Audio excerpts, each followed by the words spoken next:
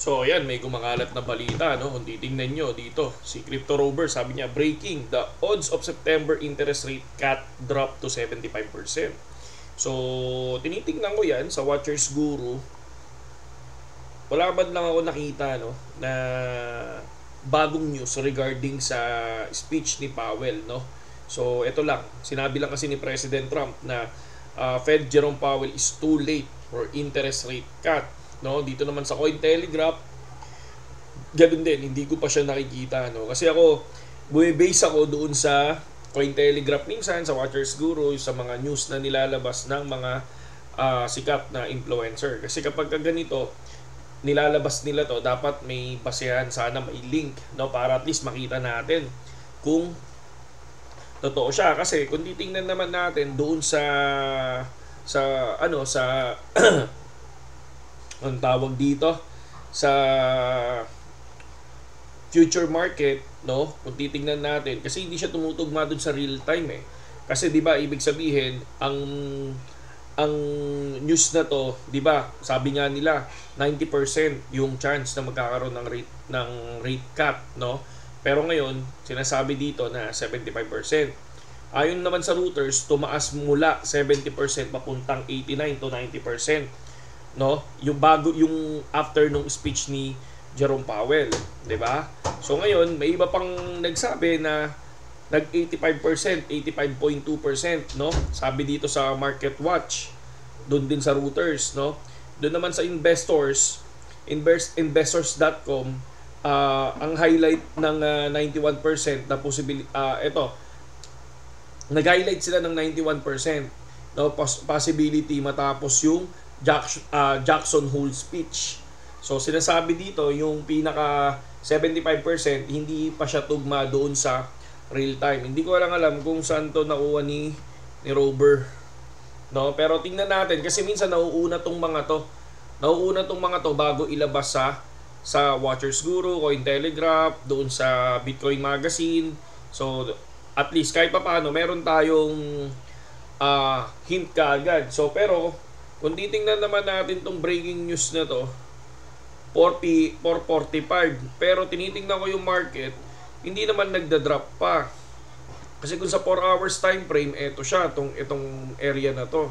So ito yung Ethereum, Ethereum pa lang to, hindi to Bitcoin. Ngayon, ba't ako gumuhit? So tapos na tayo dito sa dito sa news natin na to. Punta tayo dito sa Ethereum. So far, sabi ko, naiinip ako kasi gusto ko mag-trade. Okay, ako pag naiinip, okay? Pero sa mga naiinip lang dyan, once na basagin niya to, no, for the 4 hours time frame, possible bumalik to ng 4,600. Yan yung yan yung tingin ko, no? Ethereum possible bumalik ng 4,600 once this symmetrical triangle ma-breakout.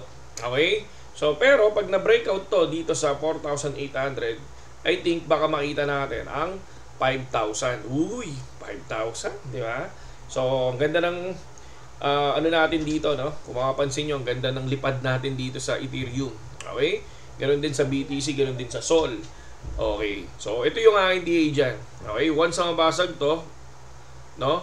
So, nasa 4,720. So, jor lang, And then, pagdating naman sa BTC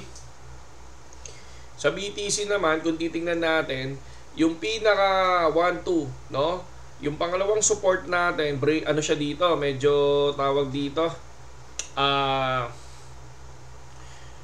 rejected, no? Kung titingnan natin, once na itong area na to, ma-reject niya ng tuluyan, no? 100% reject, baka possible, lumipad ulit ng 118. Pero once na ma-break to, no? Possible, baka mag-drop ulit to, no? Hanggang 112. Yan yung gusto nating tingnan. Kasi 112 is very strong support dahil kung titingnan natin, sa akin lang to sa 4 hours time frame, 1, 2, 3, 4. 4 na beses siyang binrake pero hindi pa rin na break, no? Sa 1 day time frame naman, no, 3 beses siya binrake, hindi pa rin siya na break. Yun yung doon ako nag-base lang, no? Napaka-basic ko lang mag-trade, sabi ko nga sa inyo, no? And then doon ako sa profitable ako. Okay? So, yan lang yung nakikita ko dito. And then, syempre, punta naman tayo Follow nyo ako, Kraito Tambay, no? Para at least, ano. Pero meron ako dito, ano eh. Meron ako dyan, no? Si Kapayapa. Yan. Follow nyo to, si Kapayapa, no? Nag-ano kasi tayo, nag-agre. No? Nag-aalaga tayo ng mga hayop. Then, tuturuan ko kayo kung papaano, no? Papaano kumita sa mga hayop. So far, kalapate muna yung pinapakita ko dito is John Arden na pigeon. Okay? So, magkano ba yung investment and magkano ba yung income, no? Possible nakita natin sa John Arden.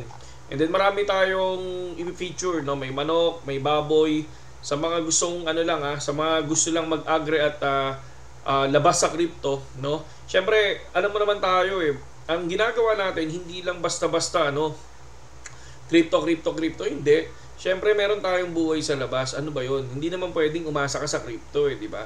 Sabi nga natin, 5% ng asset to 10% ng asset natin nasa crypto. Pero, hindi lahat nandiyan dyan. So, nandito tayo sa farming side naman natin to. So, sinisimulan ko pa lang siya. Sa TikTok, medyo maganda-ganda na. Kapayapa din tayo sa TikTok. Follow nyo rin ako sa TikTok, mga idol, no? So, solid na solid kahit pa paano. At least, meron tayong mga extra income, mga idol. And then, syempre, kung paano tayo mag-TA sa cryptocurrency, ganoon din tayo mag-TA sa agriculture. Kumbaga ang gagawin natin diyan, ultimo katiting na gastos ipapakita natin 'yan. 'Di ba? Para transparent. So, yan yung TA natin kay BTC so far. We'll check na mag-short ako dito sa time na to. Walang syempre tayo, ako sabi ko nga sa inyo, may talo, may panalo, 'di ba? So, cut loss lang ako dito sa 116, no? And then dito sa area na to. And then pag nabasag yan, possible bumaba pa to. Okay, pero pagka ito lumipad dito sa area na to at na-reject to, possible kung strong support to, babalik yan dyan. Okay? So, punta tayo ngayon sa Bitpinas. What's up, Bitpinas? Kasi gusto ko talaga yung ginawa ng Pilipinas. No, nag-invest siya, pero sana, 'di ba? Alam ba ng pangulo to? Alam ba ng pangulo natin, no? So far wala naman silang ibang